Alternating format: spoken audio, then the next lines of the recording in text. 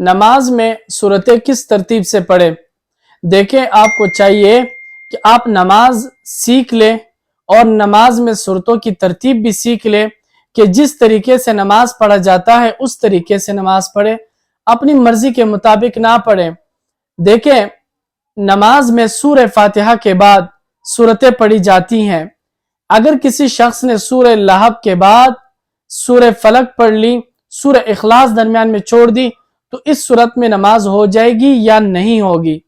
اور دوسرا سوال یہ ہے کہ اگر کسی شخص نے سورہ لہب پڑھ لی، اس کے بعد سورہ کافرون پڑھا، یعنی پیچھے چلا گیا، یعنی اسے آگے جانا چاہیے تھا، وہ پیچھے چلا گیا، تو اس صورت میں نماز ہو جائے گی یا نہیں؟ دیکھیں، چھوٹی صورتوں میں آپ کو چاہیے کہ آپ ایک ترتیب بنا لیں۔ مثلا آپ 4 رکعت سنت پڑھ رہے ہو تو پہلی رکعت میں سورہ فیل، دوسری رکعت میں سورہ قریش، تیسری میں سورہ ماعون، چوتھی میں سورہ کوثر، ایک ترتیب ہو جائے گی۔ اگر اس طرح نہیں کرتے، اپنے مرضی کے مطابق پڑھتے ہیں، تو پھر اس طرح کریں، چاہے 2 رکعت کی نماز ہو، 2-3 رکعت فرض ہو، 4 رکعت فرض ہو، 4 رکعت سنت ہو، 2 رکعت سنت ہو، جو بھی ہو، سورہ فاتحہ کے بعد پہلی رکعت میں سورہ فیل پڑھیں اور پھر سورہ قریش کو چھوڑیں اور سورہ ماعون کو بھی چھوڑ لیں، یعنی 2 صورتوں کو درمیان میں چھوڑ کر تیسری سے چوتھی صورت پڑھ لیں، یہ بہتر رہے گا۔ اب چھوٹی صورتیں ہیں، ایک صورت چھوڑیں گے تو یہ مناسب نہیں رہے گا۔ البتہ نماز تو ہو جائے گی، نماز اس صورت میں بھی ہوگی اور دوسری صورت میں بھی ہوگی۔ یعنی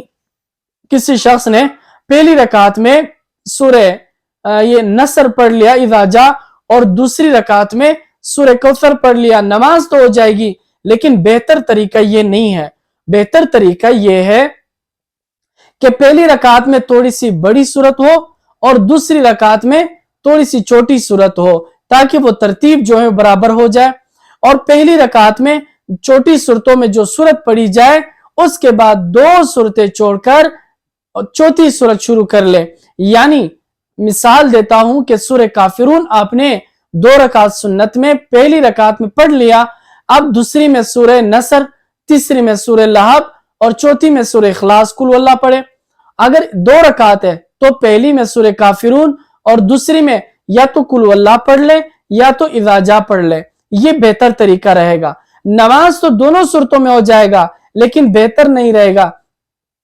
اس لیے کہ نمازوں میں کوشش کرے، آپ کو اگر بڑی صورتیں یاد ہے تو بڑی صورتیں پڑھیں، اگر بڑی صورتیں نہیں یاد ہے تو چھوٹی صورتیں پڑھنے میں بھی احتیاط کریں، اور سب سے پہلے جو ہے وہ ترتیب سے پڑھے، اور درمیان میں ایک صورت کے بجائے 2 صورتیں چھوڑ دے، یا اس کے فوراً بعد جیسے سورہ لہب ہے اس کے فوراً بعد سورہ اخلاص پڑھ لے، یہ اچھا طریقہ ہوگا۔